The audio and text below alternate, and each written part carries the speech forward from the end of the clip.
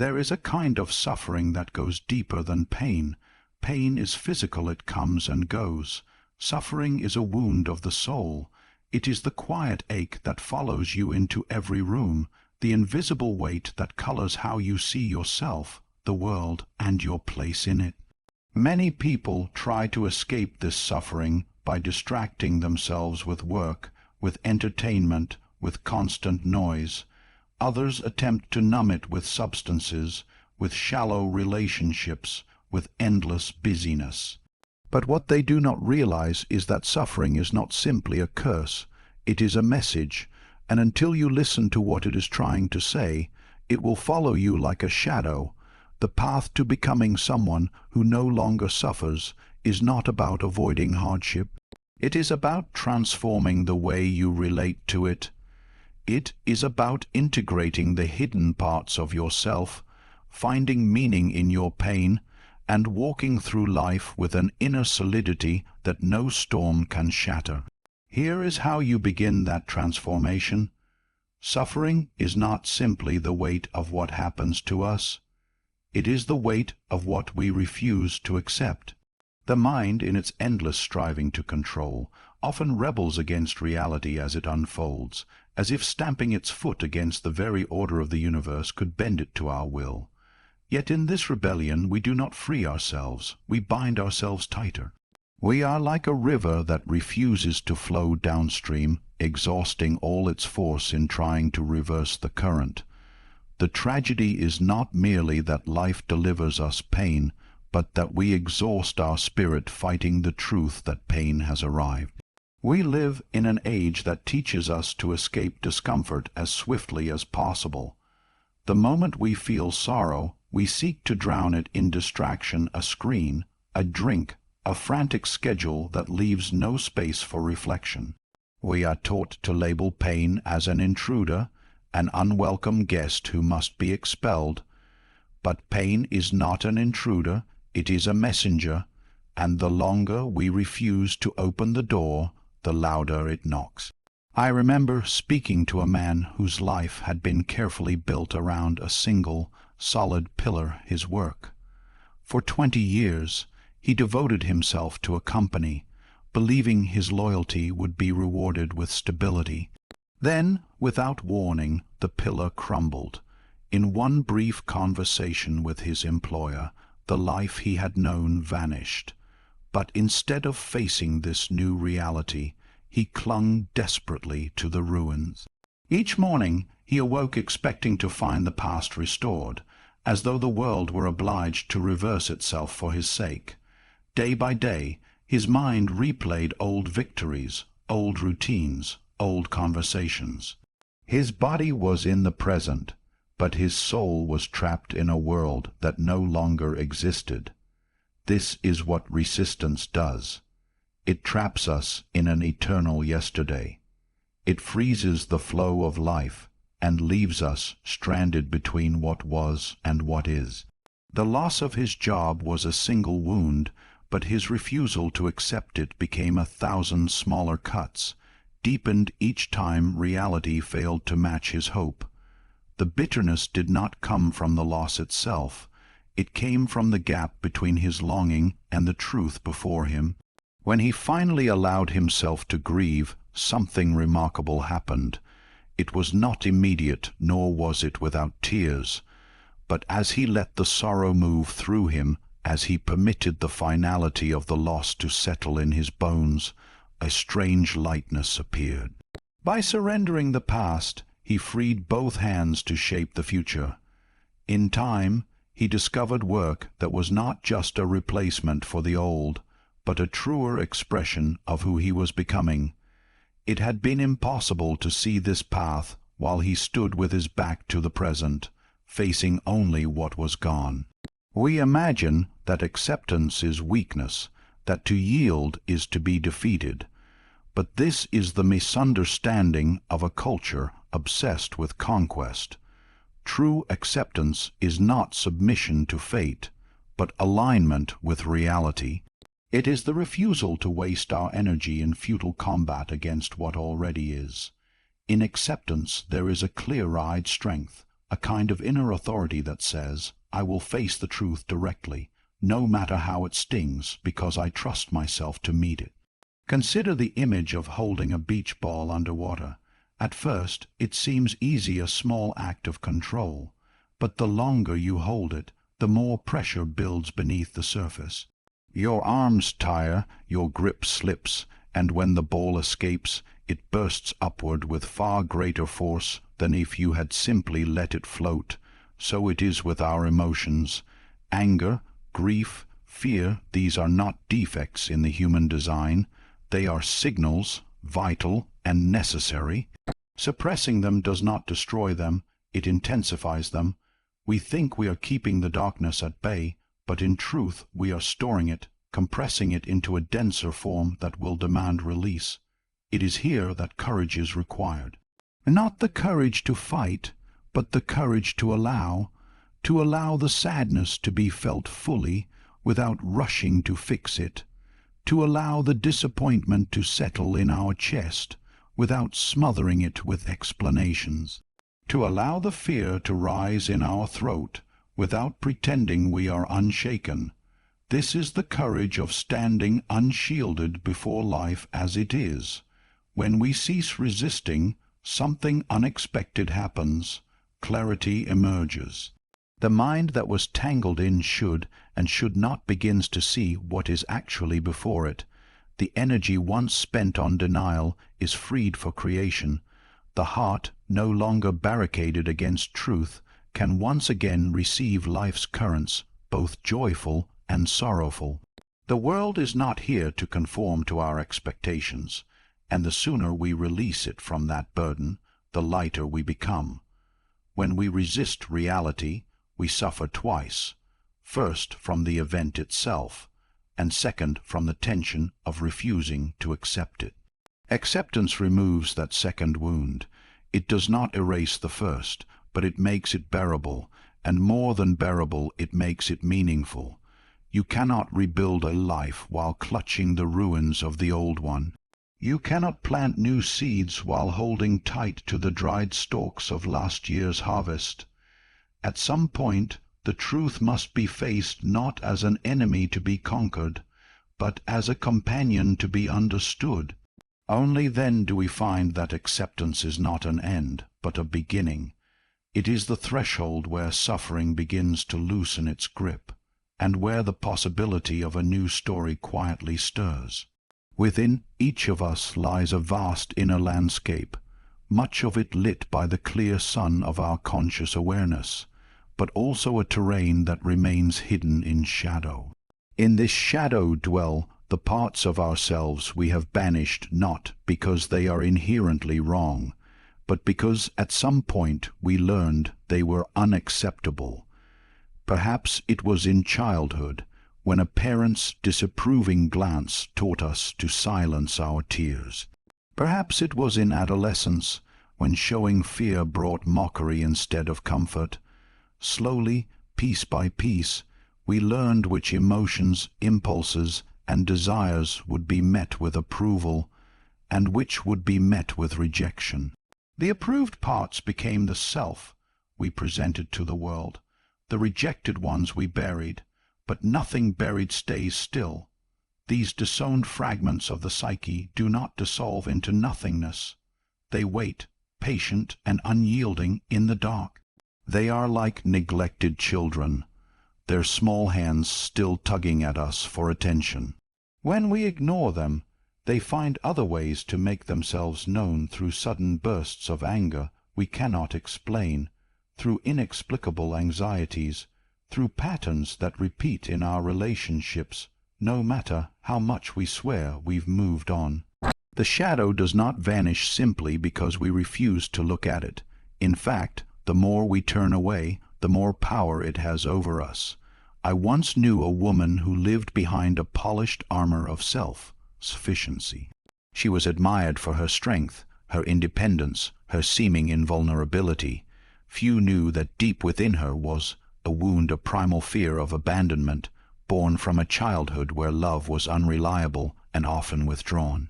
She had learned that to depend on someone was to risk devastation, so she resolved never to need anyone. Outwardly, she was the image of resilience. Inwardly, she was a fortress with no doors. Yet there was a paradox at work. Though she longed for deep connection, her unacknowledged fear drove her to sabotage it.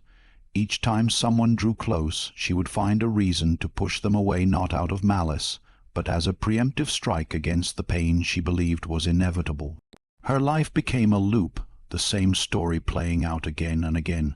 She could not understand why love never stayed, never seeing that it was she, guided by her hidden wound, who was ensuring it could not.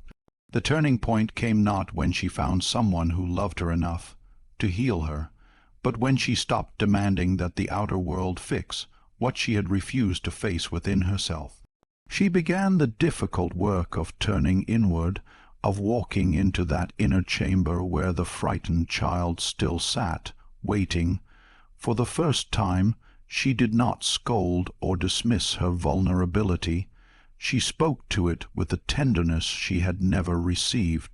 She acknowledged its pain, its longing, its desperate strategies for survival, and slowly the wound softened. It did not vanish, but it ceased to be her master. She could finally welcome love without bracing for its loss, because she no longer abandoned herself. This is the work that ending suffering demands of us, the willingness to meet our own shadow. The shadow is not a monster to be slain, but a part of the self to be integrated.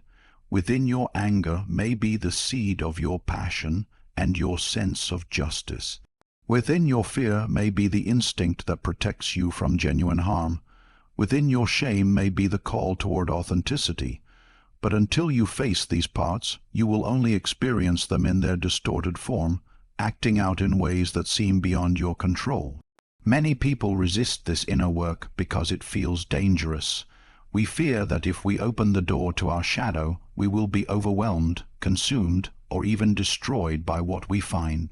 But the danger is not in seeing the shadow, it is in refusing to see it, for then it moves through us unconsciously, shaping our choices without our awareness. The anger we deny seeps into our words as sarcasm or bitterness. The grief we suppress hardens into cynicism. The vulnerability we disown makes us brittle and cold. What we refuse to integrate will always leak into the world in other forms. To face these buried parts is to step into an uncomfortable but necessary intimacy with yourself. It is to admit, yes, I am capable of envy. Yes, I am capable of fear. Yes, I have longings I have been ashamed to name. At first, the mind rebels. We have spent years building an identity around our virtues, our strengths, our admirable qualities.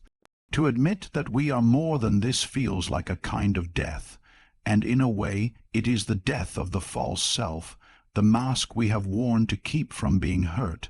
But beyond this death lies rebirth. When we bring the shadow into the light of awareness, its power over us diminishes. We begin to act, not from compulsion, but from choice. The woman who once fled intimacy now chooses to stay. The man who once erupted in anger without warning now pauses and speaks the hurt beneath it. The person who once lived under the weight of shame now stands more fully in their truth. To live without facing the shadow is to live as half a person, forever at war with oneself. To face it is to become whole. Wholeness does not mean perfection.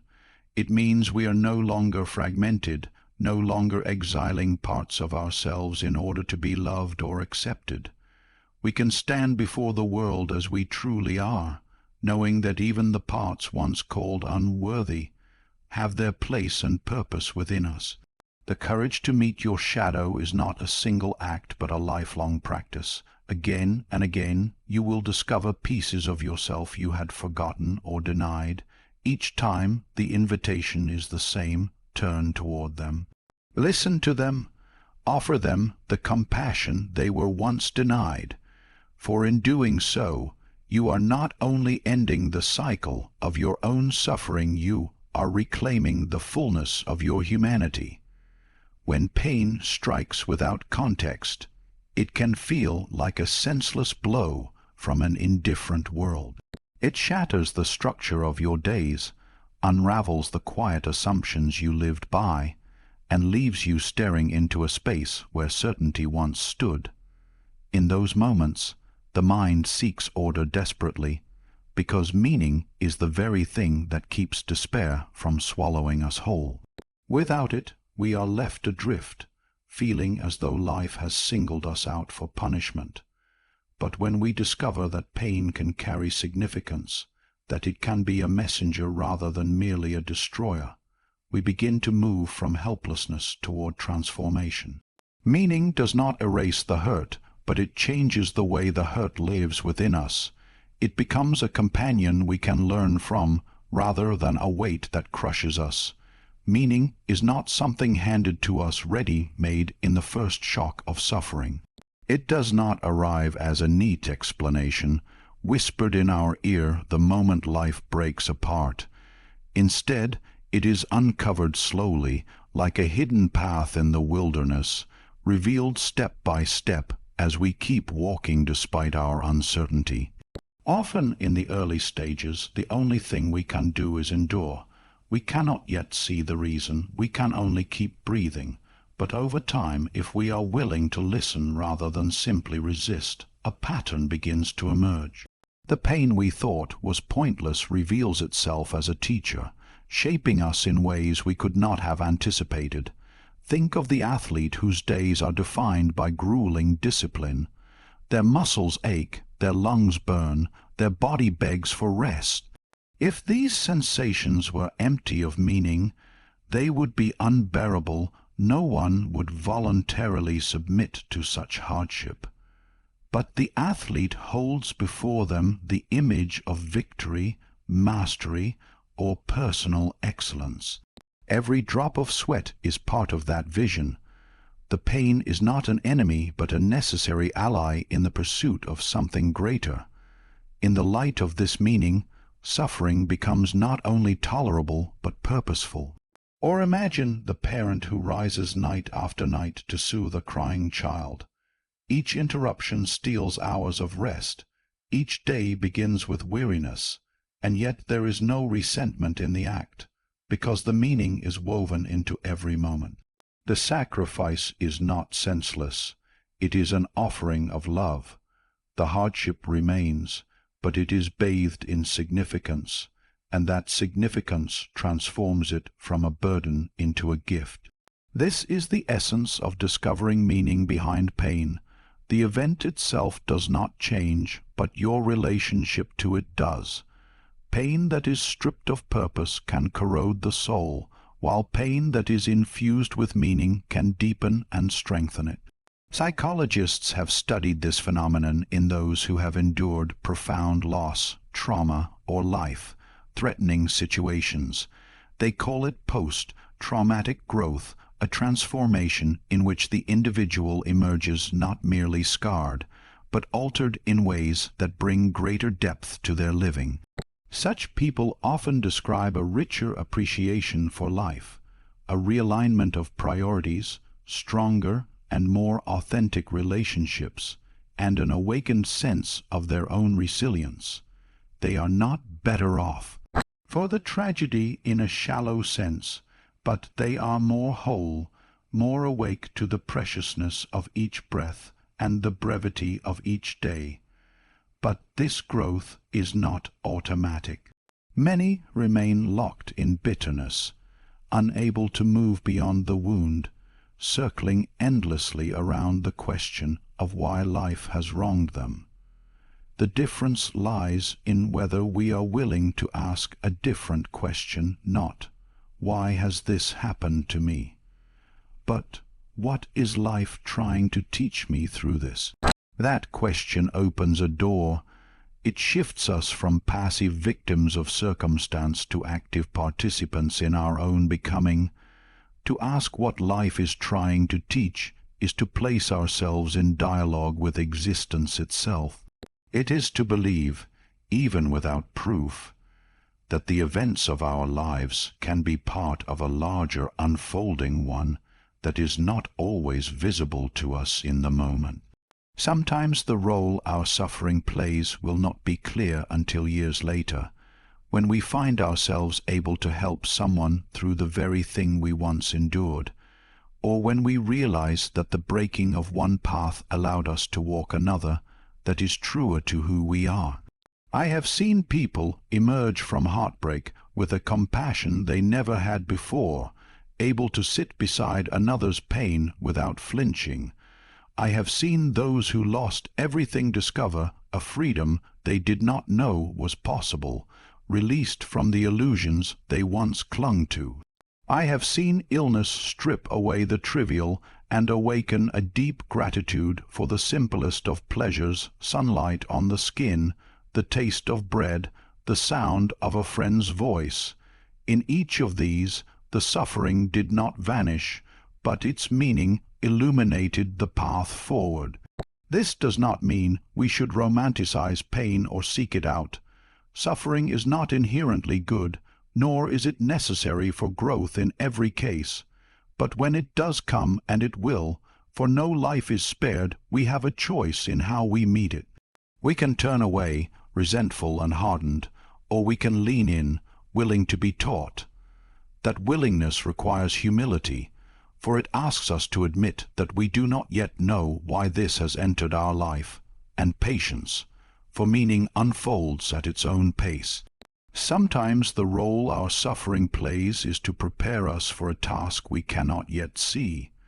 Just as a seed must split apart underground before it can rise into the light, we may be undergoing a transformation whose purpose is still hidden. In such times, trust is as important as insight. Trust that the pain is not the end of the story, but a chapter in a longer narrative that is still being written. When we give our suffering a purpose, we reclaim power over it.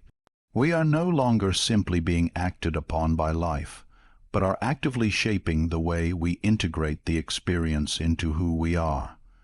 Pain becomes not a chain binding us to the past, but a forge in which something new can be created. And when we emerge from that forge, we carry within us a depth, a strength, and a clarity that could not have been formed in any other way. The world around us is loud with demands, endlessly measuring our worth against shifting standards. From childhood, we are taught to seek our reflection in the eyes of others, to believe that our value is proved by achievement, status, beauty, wealth, or the approval of the crowd.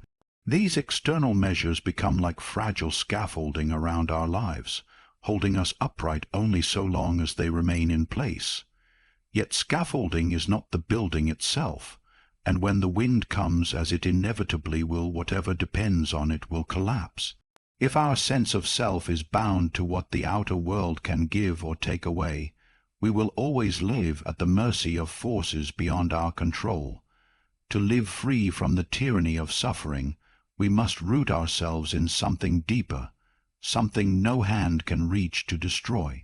This is the work of building an inner world, a private kingdom of the mind and spirit, where our worth is not determined by applause or possession. It is made of values we choose, beliefs we have tested and made our own, practices that nourish us, and a relationship with life that is intimate and personal. In this inner world, there is a stillness that remains, even as the outer world shifts and trembles. Most people do not realize how much of their identity rests on fragile ground until the ground gives way. A title is lost, and suddenly the person does not know who they are. A relationship ends, and they feel they have ceased to exist. Their reflection changes with age, and they no longer recognize themselves. These crises reveal the truth. If we have built our house on what can be taken, we will watch it crumble again and again. Consider the example of Viktor Frankl, whose life is a testament to the indestructibility of an inner world well built. Imprisoned in a concentration camp, he was stripped of every visible anchor family, possessions, freedom, even the certainty of survival. Yet he wrote that in the midst of this devastation, there remained one freedom that could not be touched, the freedom to choose one's attitude toward any given set of circumstances. While his body was caged, his spirit remained sovereign. That sovereignty is not granted by fortune. It is forged by the deliberate cultivation of the inner life long before the trial comes. This kind of inner strength does not appear by accident. It must be created piece by piece through practices that align us with what is eternal rather than what is passing. It might be the habit of quiet reflection, where we regularly turn inward to examine what we truly believe and why. It might be the discipline of creativity, not for recognition but for the joy of expression. It might be the grounding influence of prayer, meditation, or the simple act of walking in nature and remembering that we are part of a larger order. These practices are the stones with which we pave the path to our own unshakable center. The modern world is expert at keeping us turned outward, addicted to the next sign of approval or token of success. We scroll through the images of others' lives, compare ourselves endlessly, and adjust our own self-image based on the fleeting signals of praise or neglect. But the deeper truth is this: the applause will fade, the possessions will change hands, the beauty will alter with time. If our joy and our peace live only in those things, they will fade as surely as the things themselves. When you begin to build an inner world stronger than the outer one, you are no longer tossed about by every shift in fortune. Success does not intoxicate you into losing yourself, and failure does not strip you of your dignity. You learn to meet both with the same steady gaze, knowing that neither defines your essence. You become a participant in the outer world, but not a prisoner of it. This is not to say that external things have no value. Love, recognition, beauty, and achievement all enrich life, but they cannot be the foundation. They must rest on a base that is not shaken when they come and go. Imagine a tree with roots that run deep beneath the soil. The storms may bend its branches, and seasons may strip its leaves, but the tree remains, because its life is not held in what is visible above ground. Your inner world is those roots. It is what keeps you alive when the landscape changes, when winter comes, when all that once surrounded you is gone. The process of building this world begins in moments of honest self-encounter. It requires asking, if I lost everything the world could see, who would I be? What would remain? The answers to these questions point you toward the treasures that cannot be stolen, the integrity that guides your choices, the compassion that shapes your relationships, the curiosity that keeps you learning, the faith or philosophy that carries you through the unknown. Over time, as you strengthen this inner place, you will notice a change in the way you experience life. Criticism no longer pierces you as it once did, because it does not define your worth. Praise no longer intoxicates you into betraying yourself, because it is not the source of your identity. Loss still wounds, but it does not destroy. You live with a kind of quiet authority, knowing that the core of who you are is untouchable. When the outer world inevitably tests you, you will meet it not with desperation, but with a deep steadiness. You will know that your value was never in the role, the title, the possession, or the approval. You will see clearly that the most important things, the ones that anchor and sustain you, have always been carried within. And in that knowing, you will find a freedom the world cannot give and cannot take away. There is a peculiar kind of suffering that does not arise from tragedy, loss, or hardship, but from the slow erosion of the soul when we live a life that is not our own. It is not loud or dramatic at first, rather, it begins as a quiet discontent, a sense that each day is a little heavier than it should be, that each step requires more effort than it ought to.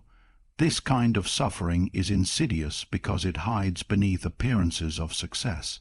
From the outside, everything may seem in place: the respectable job, the stable relationship, the comfortable home. Yet beneath this facade, the inner life grows restless, as though a voice deep within is whispering, "This is not who you are." We are born into a world that begins writing our story before we can speak. Parents, teachers, culture, religion, and peers each adds a line to the script, often with the best of intentions. Be responsible, choose a safe career, make the family proud, do what is respectable. And so we learn to measure ourselves by the approval of others, to interpret their praise as a sign we are on the right path, and their disappointment as evidence we have strayed. In this way, a life can be constructed not from the raw material of one's own desires, but from the expectations of others. Yet the soul cannot be deceived. Even if the world applauds, it will not be satisfied with a role that does not express its nature. The dissonance between the life we are living and the life we were meant to live becomes a kind of inner friction. No matter how much we polish the surface, the unrest remains. This is why so many who have achieved everything they thought they wanted find themselves haunted by a persistent emptiness. They have succeeded in climbing the mountain, only to realize it was the wrong one. I once knew a man, a lawyer by trade, who was, in the eyes of the world, the image of success. He had the sharp suit, the commanding office, the steady stream of clients who spoke of him with respect. His income afforded him a life of comfort and prestige, and yet each morning he awoke with a weight in his chest that no amount of accomplishment could lift. He told me that it wasn't just that he disliked his work, it was that something in him felt absent, almost lifeless, when he did it. After much self-examination, he realized that he had never truly chosen to become a lawyer. The decision had been made in part to please his parents, to fulfill their dream of seeing their son in a profession they admired. For years he had lived out their vision with discipline and skill, but at the cost of abandoning his own. When this truth became undeniable, he made a choice that many would consider reckless. He left the security of the law to work in environmental conservation, a field that had fascinated him since childhood, but which he had dismissed as impractical. His income shrank to a fraction of what it had been, but his spirit seemed to expand. He spoke of a joy in his work that he had never known before, of a sense of belonging to himself again, and in that belonging the quiet misery that had shadowed him for years dissolved. Such transformations are possible for anyone, but they require a radical honesty with oneself.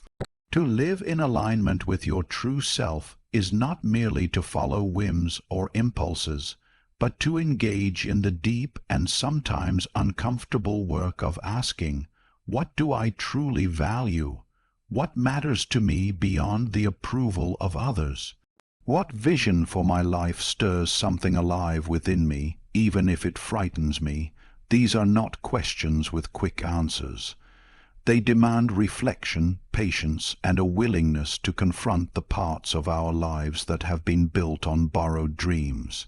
The cost of ignoring these questions is high. A life lived out of alignment will always feel heavier than it should. The body may even rebel, manifesting the inner conflict through exhaustion, illness, or anxiety. Relationships may suffer because it is difficult to be fully present with others when we are absent from ourselves. No amount of external achievement can quiet the soul's demand for authenticity, and yet to choose alignment is not without its own difficulties. It often requires letting go of identities that have defined us for years, enduring the disapproval of those who preferred us as we were, and stepping into the uncertainty of the unknown. But there is a profound difference between the pain of change and the pain of self-betrayal. The former is the ache of growth, the latter is the slow suffocation of the spirit. The path toward alignment often begins in small, tentative steps. It might mean giving more time to a neglected passion, speaking an unspoken truth in a relationship, or making one decision that honors your values even when it costs you in comfort or status. Each choice that reflects your true self strengthens the bond between who you are and how you live. Over time, these small acts accumulate into a life that feels coherent and whole. When your life matches your inner truth, peace does not need to be manufactured, it arises naturally. This is not the peace of a life without challenge, but the peace of knowing that you are walking your own path, regardless of where it leads. In this state, success and failure lose much of their power to wound or inflate you, because you are no longer measuring your worth by external standards. You are living from the inside out, and in doing so, you carry within you a quiet resilience that no one can give and no one can take away. There is no greater gift you can give yourself or the world than to live in alignment with who you truly are. For when you do, your life ceases to be a performance and becomes an expression. You no longer live for the sake of appearances, but as an embodiment of something real, something essential. And in that authenticity, suffering loses much of its hold, for it is difficult to feel lost when you are at last fully at home in yourself. Freedom from suffering is not the absence of challenges, but the presence of a deeper self who can meet them without being destroyed. You will still feel pain, but you will not drown in it. You will still encounter loss, but you will not be defined by it. When you accept your reality, face your hidden self, find meaning in your pain, build a strong inner world, and live in alignment with who you truly are, suffering loses its power over you. And then, at last, you will walk through life not as someone running from the darkness, but as someone who has learned to carry the light.